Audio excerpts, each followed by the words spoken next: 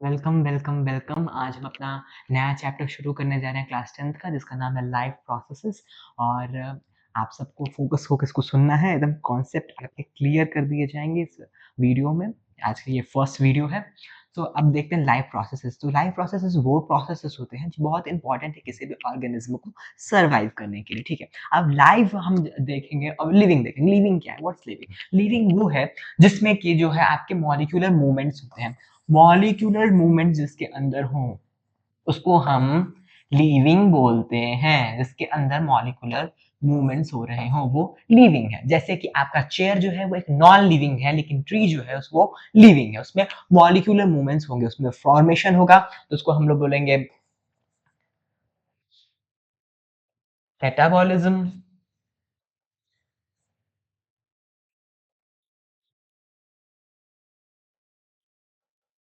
Break down होगा हम तो उसको बोलेंगे कैटाबॉलिज्म। फॉर्मेशन होगा तो उसको हम लोग बोलेंगे एनाबॉलिज्म। इन दोनों प्रोसेस जो चलते रहते हैं इनको हम बोलते हैं मेटाबॉलिज्म। मेटाबॉलिज्म जो है वो किसी भी ऑर्गेनिज्म का लिविंग होने का प्रमाण है। ठीक है, हम सो रहे हैं तो भी हमारा मेटाबॉलिज्म का जो प्रोसेस है वो चलता रहता है, और हम अगर जागते हैं तो भी वो चलता रहता है। जब तक हम मरे नहीं, हमारी बॉडी में जो है मेटाबॉलिज्म का जो मॉलिक्यूलर मूवमेंट है ये चलती रहती है। तो लिविंग हमारे जो प्रोसेसेस हैं इनको हमने 4 कैटेगरीज में डिवाइड किया है। जैसे कि किसी भी ऑर्गेनिज्म को कुछ काम करने के लिए उसे एनर्जी की जरूरत होगी, तो वो फूड इनटेक करेगा, तो उसको हम बोलेंगे न्यूट्रिशन। फर्स्ट लाइफ प्रोसेस जो है उसको बोलेंगे न्यूट्रिशन। न्यूट्रिशन चाहिए, फिर न्यूट्रिशन के बाद उसको ऑक्सीडेशन रिडक्शन करा करके उसको सिंपल फॉर्म में ब्रेक डाउन करना पड़ेगा ताकि वो उसको यूटिलाइज कर सके बॉडी। तो इसको ऑक्सीडेशन कराने के लिए इसका हमें बाहर से ऑक्सीजन चाहिए, और इस प्रोसेस को जो हम ब्रेक डाउन कराते हैं ऑक्सीजन के प्रेजेंस में, इसको हम बोलेंगे रेस्पिरेशन।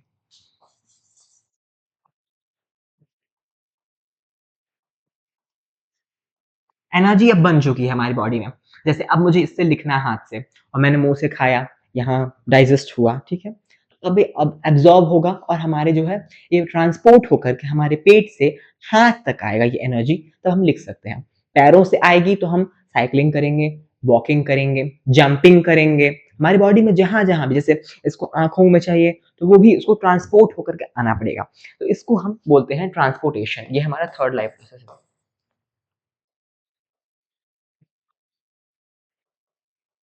हमारी बॉडी में इतने प्रोसेसेस हुई है, जैसे फैक्ट्री में ढेर सारे आपके प्रोसीजर्स होते हैं किसी प्रोडक्ट को बनाने के लिए, तो वहां पे कुछ हमारे वेस्ट जनरेट होते हैं। उसी तरह बॉडी में भी कुछ टॉक्सिक जनरेट होंगे। अगर बॉडी इसे एलिमिनेट टाइम पर नहीं करती है तो उससे क्या होता है कि टॉक्सिसिटी फैल जाएगी और बॉडी के जो सेल्स है मर जाएंगे। ऑर्गेनिज्म छोटा है तो एक सेल का भी तो भी मर जाएगा, तो उसको भी एलिमिनेट करना होगा, रिमूवल करना होगा वेस्ट का। उसको हम लोग बोलते हैं एक्सक्रीशन।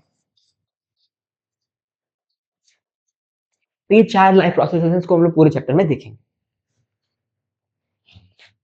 तो न्यूट्रिशन की बात करें तो न्यूट्रिशन के क्या इंपॉर्टेंस है, इस लाइफ प्रोसेस का क्या इंपॉर्टेंस है, तो इसको हम देखते हैं। पहली चीज, हमें कुछ भी काम करने के लिए एनर्जी चाहिए।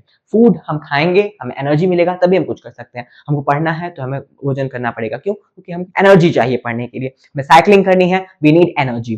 फिर हम बोलेंगे इसको बॉडी स्ट्रक्चर्स बनाने के लिए, हमें कोई भी स्ट्रक्चर्स अपने बनाने हैं, नाक कान आंख गला जो भी बना हुआ है हमारा न्यूट्रिएंट से बना हुआ है, तो we need nutrients for maintaining, for making our body structures.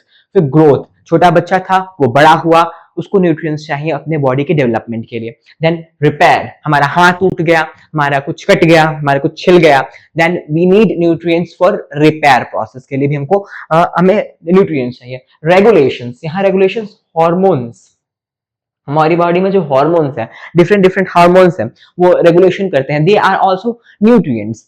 अब हमारे रेजिस्टेंस, हमारे डिजीज से रेजिस्टेंस के लिए जो सिस्टम है हमारी बॉडी में, उसको भी न्यूट्रिएंट्स की आवश्यकता होगी। रिप्रोडक्शन, रिप्रोडक्टिव स्ट्रक्चर्स आपको बनाने हैं, then we need nutrition, nutrients हमको चाहिए। तो types of nutrients, they are two types of nutrients. कैसे होता है, जैसे कि जो ऑर्गेनिज्म डायरेक्टली जो है सिंपलर आपके केमिकल जो हैं उनको ले लें अपने बॉडी में, उसको यूज कर लें, सीधे नेचर से लिया, केमिकल्स ने यूज किया, जैसे कि प्लांट्स, वो हो गए ऑटोट्रॉफिक्स। और जैसे कि अब एक होते हैं जो कॉम्प्लेक्स जो है कार्बन बेस्ड कंपाउंड्स को ले और अपने बॉडी में उसको ब्रेक डाउन करके उसको सिंपल फॉर्म में फिर यूटिलाइज करे, उसको हम बोलते हैं हेटेरोट्रॉपिक। तो दो टाइप के न्यूट्रिशन है, यहाँ पे एक है autotrophic,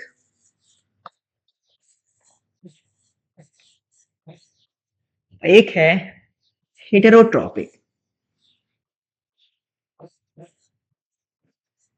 to types of mode of nutrition है यहाँ पे, एक है ऑटोट्रॉपिक, एक है आपका हेटेरोट्रॉपिक। ऑटोट्रॉपिक जो होता है वो सेल्फ, और ट्रॉपिक का मतलब होता है न्यूट्रिशन, जो अपना भोजन स्वयं बनाए उसको बोलते हैं हम लोग autotrophic mode of nutrition.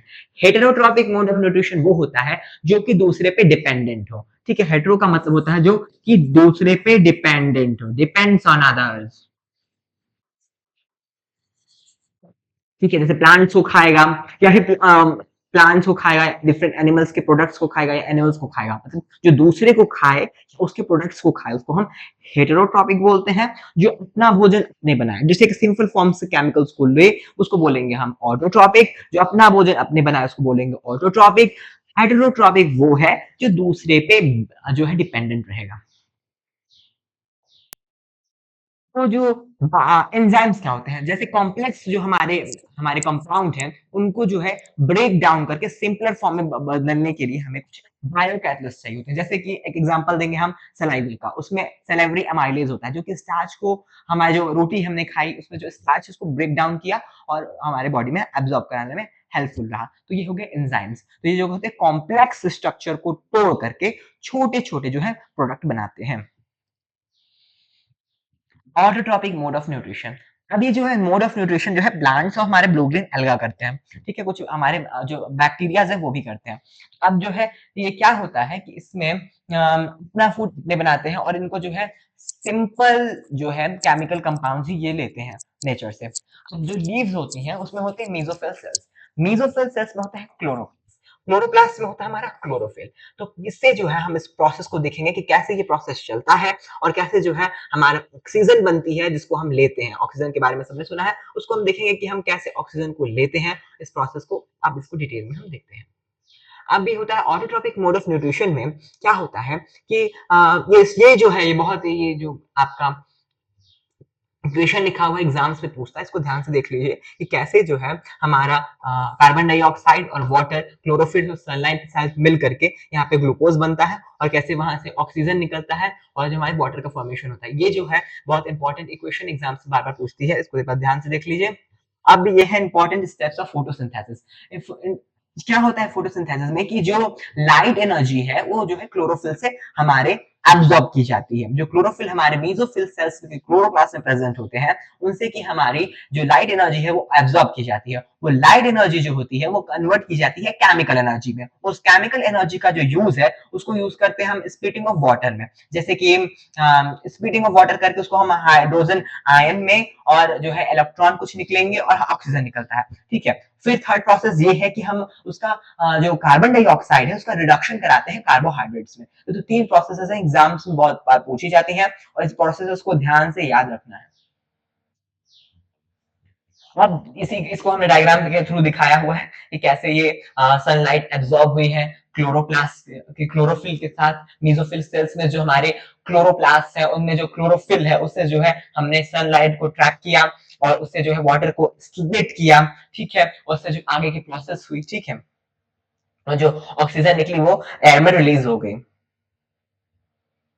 Desert plants क्या होते हैं, ये इमीडिएट प्रोसेस नहीं है, ठीक है। स्टोमेटा से जो हमारा आ रहा है वो एक इमीडिएट प्रोसेस नहीं है। डेजर्ट में क्या होता है, यदि स्टोमेटा सदा खुला रहेगा, उसमें उसमें सदा जो है प्रोसेस होती रहेगी, हवा अंदर बाहर होती रहेगी, तो क्या होगा कि उससे बहुत ज्यादा वाटर लॉस हो जाता है। उनके पास कुछ एडाप्टेशन होते हैं, उनके पास कुछ एडाप्टेशन होते हैं, जैसे कि उनका जो वैक्सी लेयर होता है और उनके पास जो है जो सरफेस होता है वो स्मॉल कर दिया जाता है, उसमें स्पाइंस होती हैं लीव्स की और जो है उनके स्टेम्स जो होते हैं वो भी वाटर को स्टोर करते हैं। और उनका जो रूट सिस्टम है वो बहुत वाइडली स्प्रेड होता है और उनके पास ना क्यूटाइल वैक्सी लेयर होती है उनके पूरे सरफेसेस पे। और जो उनकी स्टोमेटा होती है वो डे टाइम के समय पे स्टोमेटा जो होती है स्टोमेटा जो होती है वो डे टाइम पे जो होती है वो क्लोज होती है। तो उससे जो है वाटर लॉस नहीं होता है, ना तो बहुत अधिक वहां पर जो है सनलाइट गिरती है उनके ऊपर अधिक से अधिक वाटर लॉस होगा और जो प्लांट्स है वो डेड हो जाएंगे। तो ये इनकी एडेप्टेशन है डेजर्ट प्लांट्स की। ये जो पॉइंट्स हमने जो 4 लिखे हैं ये बहुत इंपॉर्टेंट पॉइंट्स हैं। एग्जाम में इसको बहुत बार पूछा जाता है, तो ध्यान दीजिए कि जो ये जैसे फोटोसिंथेसिस का प्रोसेस है, इसको ध्यान से देखिए। ऑक्सीजन जो होता है वो रिलीज होता है स्प्लिटिंग ऑफ वाटर से, ठीक है? और जो प्लांट्स में होते हैं उसमें जो ग्लूकोज बन रहा है, जो ग्लूकोज बन रहा है फोटोसिंथेसिस से, वो स्टार्च के फॉर्म में स्टोर होता है। जो ह्यूमंस है उनमें ये जो ग्लूकोज है वो ग्लाइकोजन के फॉर्म में स्टोर होता है, ठीक है? और जो ओपनिंग और क्लोजिंग ऑफ स्टोमेटा है वो गार्ड सेल्स जो होती है, आगे हम देखेंगे, उससे रेगुलेट होती है। उसमें वाटर जाता है तो कैसे होता है उसका प्रोसेस को हम आगे देखेंगे। एक क्रॉस सेक्शन है आपके बुक में दी हुई है, इसको बहुत ध्यान से देख लीजिए। इसके डायग्राम बेस्ड क्वेश्चन आपसे पूछ सकते हैं, ठीक है? कैसे वैक्सी लेयर है क्यूटाइल की, फिर एपिडर्मिस है, की मतलब होता है ऊपर, डर्मिस मतलब होता है स्किन, ठीक है? तो ये एपिडर्मिस हो गया। फिर क्लोरोप्लास्ट है, क्लोरोप्लास्ट के अंदर एक क्लोरोफिल होता है जो पिगमेंट है ग्रीन कलर का, जो कि सनलाइट को कैच करता है, ठीक है? ये आपका बुक में, इसको ध्यान से देख लीजिएगा। अब ये है स्टोमेटा। स्टोमेटा जो होता है वो हमारे पोर्स होते हैं, लिंग्स में प्रेजेंट होते हैं, जिससे कि हमारे एयर को अंदर बाहर आता है, जिससे कि ट्रांसपिरेशन होता है, ठीक है? अब क्या होता है कि जो वाटर होता है जब ये इसके अंदर एंटर करता है, वाटर इसके अंदर एंटर करता है, जब वाटर जो है इसके अंदर एंटर करता है, तो ये जो होते हैं वो स्वेल अप हो जाते हैं। स्वेल अप होने से ये जो है ऐसे खुल जाते हैं, ठीक है? जब जैसे बैलून आपका होगा, बैलून में आपने हवा भरी तो बैलून फूल गया, फिर उसमें जो है पोर्स जो है ऐसे वाइड हो गए, तो उससे जो है आपका ट्रांसपिरेशन हो जाएगा, उसमें आपका जो एयर है वो अंदर बाहर होता रहेगा। जब जो ये है, ये जब ये वाटर वापस निकल जाता है, वाटर जो है इससे वापस निकल जाता है, गार्ड सेल से जो वाटर है वो वापस निकल जाता है, तो वापस ये फ्लैसिड होकर चिपक जाते हैं, ठीक है? तो इससे जो है स्टोमेटा क्लोज हो जाता है। तो हेटेरोट्रॉपिक मोड ऑफ न्यूट्रिशन के बारे में अब हम देखेंगे। हेटेरो मतलब वो होता है जो कि डिपेंड्स ऑन अदर्स, जैसे कि आपके काऊ हो गई, वो उसके पास क्लोरोफिल नहीं है, काऊ ग्रीन कलर की नहीं है, उसके पास क्लोरोफिल नहीं है, उसके पास क्लोरोप्लास्ट नहीं है, वो डायरेक्ट जो है सनलाइट को अपने ऊपर ले करके उससे अपना फूड नहीं बना सकती। काऊ को जो है वो घास खाना पड़ता है। ईगल है, उसके पास भी क्लोरोफिल नहीं है उसके फीदर्स में कि उससे वो जो है अपना फूड स्वयं से बना ले, ठीक है? आपकी जो बिल्ली है उसके पास भी क्लोरोफिल नहीं है कि उसके म्याऊ म्याऊ करे और उसको जो है सनलाइट कैच करे और उससे भोजन बना ले। उसके उस बेचारों को जो है दूसरे जो है प्लांट्स पे, अदर एनिमल्स पे डिपेंड होना पड़ता है, अदर एनिमल्स के प्रोडक्ट पे डिपेंड होना पड़ता है अपने सर्वाइवल के लिए। इसको हम बोलेंगे हेटेरोट्रॉपिक मोड ऑफ न्यूट्रिशन। ये क्या करता है कि जो कॉम्प्लेक्स आपके कार्बन बेस्ड कंपाउंड्स हैं उनको अपनी बॉडी में लेगा, एंजाइम के थ्रू उसको ब्रेक डाउन करके सिंपल करेगा, देन उसको सिमुलेट करके, एब्जॉर्ब एसिमुलेट करके अपनी बॉडी में यूज करेगा। तो इसको बोलते हैं हेटेरोट्रॉपिक मोड ऑफ न्यूट्रिशन। अब इसके हम थोड़े टाइप्स देखेंगे। हाइड्रोट्रोपिक मोड ऑफ न्यूट्रिशन के 3 टाइप्स होते हैं। एक सेप्रोफाइट न्यूट्रिशन जो है कि डेड और डिकेइंग मैटर पे ग्रो करके और उससे जो है सक करता है, जैसे कि हमारे ब्रेड मोल्ड्स हो गए, हमारे जो है फंजाई हो गए, फंजाई हो गए, ब्रेड मोल्ड्स हो गए, केक बनाने के लिए या जो हमारे फर्मेंटेशन करने के लिए ईस्ट का इस्तेमाल होता है वो हो गया। ये क्या करते हैं कि किसी डेड और डिकेइंग मैटर पे ग्रो करते हैं इस तरह से, और उससे जो है एब्जॉर्प्शन करते हैं, अपनी न्यूट्रिएंट्स को एब्जॉर्ब करते हैं, सक करते हैं। ये तो ये है सेप्रोफाइटिक न्यूट्रिशन, डेड और डिकेइंग मैटर पर ग्रो करने वाले। पैरासिटिक न्यूट्रिशन वो होता है जो दूसरे ऑर्गेनिज्म पर जो है पैरासाइट के रूप में रहते हैं और उससे न्यूट्रिशन को लेते हैं, ठीक है? ये भी 2 तरह के होते हैं। एक एंडोपैरासाइट होते हैं जो कि हमारे बॉडी के या किसी के ऑर्गेनिज्म के बॉडी के अंदर होते हैं, और जो एक्टोपैरासाइट होते हैं वो की बॉडी की सरफेस के ऊपर होते हैं। तो 2 साइड के पैरासाइट्स होते हैं, ठीक है? अब ये होलोजोइक मोड ऑफ न्यूट्रिशन जो कि सॉलिड फूड को खाए, सॉलिड फूड को जो खाता है उसको हम बोलते हैं होलोजोइक मोड ऑफ न्यूट्रिशन। इससे भी 3 टाइप्स होते हैं। एक है आपका हर्बीवोरस, कार्निवोरस एंड ऑमनिवोरस। हर्बीवोरस वो होता है जो कि प्लांट बेस्ड उसकी डाइट हो, उसको हम बोलते हैं जो प्लांट बेस्ड हो उसको बोलते हैं herbivorous mode of nutrition. Carnivorous जो होता है वो फ्लैश ईटर्स होते हैं, और जो ऑमनिवोरस होता है वो बोथ खाता है, दोनों खाता है, जैसे कि आपका डॉग हो गया, कैट हो गया, दे आर द ऑमनिवोरस एनिमल्स। और आपके ह्यूमंस को भी हम ऑमनिवोरस में ही गिनेंगे। क्योंकि बहुत से ह्यूमंस जो हैं वो भी फ्लैश मतलब खाते हैं, तो दे आर आल्सो ओमनिवोर्स। आपके ये पैरासिट्स हैं, देखिए ये टिक्स हो गए जो एनिमल के बॉडी पे होते हैं, उससे ब्लड सक करते हैं। ह्यूमंस के हेड में होते हैं लाइसिस, ये भी सक करते हैं। लीचेस हैं, लीचेस भी जो है इनके लीच की थेरेपी होती है। आप देखिए कि लीच की थेरेपी कहीं सुनी होगी, फेशियल कराया जाता है, ये भी जो है बहुत से ट्रीटमेंट होते हैं ऐसे लीचेस के थ्रू होता है, तो वो भी जो है सक करते हैं। तो ये जो है इनको हम इन तीनों को क्या बोलेंगे, इन तीनों को हम बोलेंगे एक्टोपैरासाइट। ये है टेप फॉर्म जो कि हमारे गट में होता है, ठीक है। किसी को इन्फेक्शन हो जाए तो उसके गट में टेप फॉर्म होता है, वो क्या करता है अंदर से जो है हमारी गट से जो है कि अपने न्यूट्रिशन को लेता है, तो इसको हम बोलेंगे एंडोपैरासाइट। ये एंडोपैरासाइट। कुछ प्लांट्स हैं जो कि पैरासिटिक है। ये कस्कूटा है, अमरबेल। अमरबेल ये क्या करती है कि दूसरे प्लांट्स के ऊपर ग्रो करती है, तो उससे अपना न्यूट्रिशन लेती है, ठीक है, अपना फूड नहीं बनाती। तो ये एक पैरासिटिक है। ये वेनस फ्लाई ट्रैप्स और पीछर प्लांट जो होते हैं, ये क्या करता है कि यहाँ पे कोई बैठेगा ना, तो ये उसको फ्लाई पर से कैच कर लेगा और उसको खा जाएगा। ये पीछे प्लांट भी ऐसे इसका लिड बंद हो जाता है, इसमें कोई बैठेगा तो। ये इंसेक्टिवोरस प्लांट्स है। अपने नाइट्रोजन की जो रिक्वायरमेंट है उसको पूरा करने के लिए ये ऐसा करते हैं। इनका भी याद रखिएगा डेफिनेशन, कभी कभी पूछ देता है। अब हम पढ़ेंगे हेटेरोट्रॉपिक मोड ऑफ न्यूट्रिशन में अमीबा। अमीबा एक सिंगल सेलुलर जो है यूनिसेलुलर एक ऑर्गेनिज्म है जो कि इनरेगुलर होता है, ठीक है, उसका कोई फॉर्म नहीं होता, तो ये अमीबा है। अमीबा एक यूनिसेलुलर ऑर्गेनिज्म है।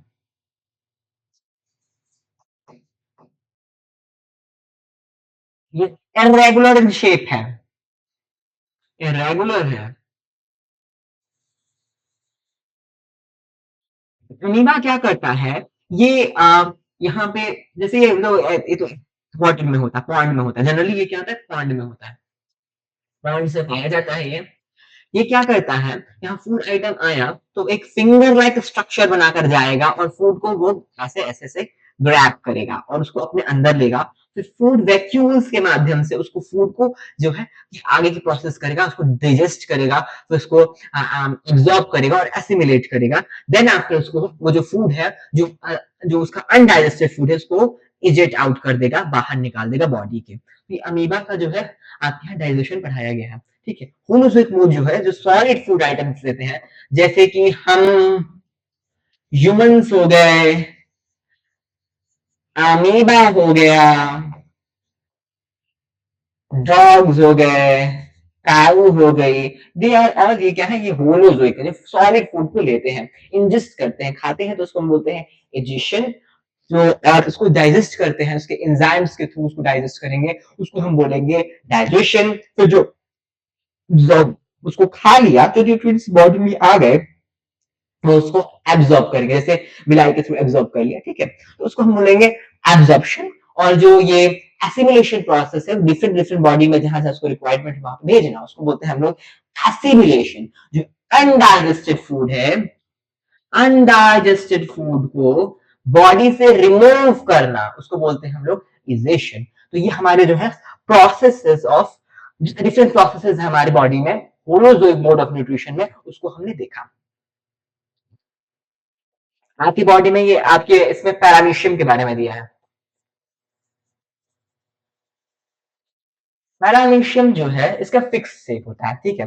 ये क्या करता है कि बॉडी में इसके सीलिया प्रेजेंट होती है, ठीक है। तो सीलिया से मारते हुए, जैसे झाड़ू से मारते हुए कोई ले आए, एक डिफरेंट एक ऐसे स्पेसिफिक स्ट्रक्चर के पास ले आए और वहां से बॉडी के अंदर वो घुसाया, इसको जो है मारता हुआ, यहाँ फूड था उसको यहाँ से मारता हुआ ले आया, उसमें घुसा दिया, और उसके बाद उसको एक स्पेसिफिक स्पॉट पे ले जा करके उस फूड को जो है वैक्यूल्स में घुसा करके उसपे क्या कराया, उसने डिफरेंट जो प्रोसेसेस हैं, डाइजेशन कराया, उसका एब्जॉर्प्शन कराया, एसिमिलेशन कराया, और जो उसके फूड जो है यहाँ पे डाइजेशन एब्जॉर्प्शन एसिमिलेशन का प्रोसेस हुआ, जो उसके अनडाइजेस्टेड फूड थे उसको एजेक्ट कर दिया बाहर से, इजेशन करा दिया प्रोसेस से, इसको बाहर निकाल दिया। तो ये पैरामीशियम का डिस्कशन हमने देखा। ठीक है, आई होप आप लोगों को सब समझ में आया हो। आपके एग्ज़ाम्स जो आप पढ़ रहे हैं, उसके लिए आपको बेस्ट विशेस। आप उसको पढ़िए और अच्छे से इसको दोबारा देख लीजिए, आपको समझ में नहीं आया। आपको अच्छा लगा तो लाइक कीजिए, सब्सक्राइब कीजिए। Thank you.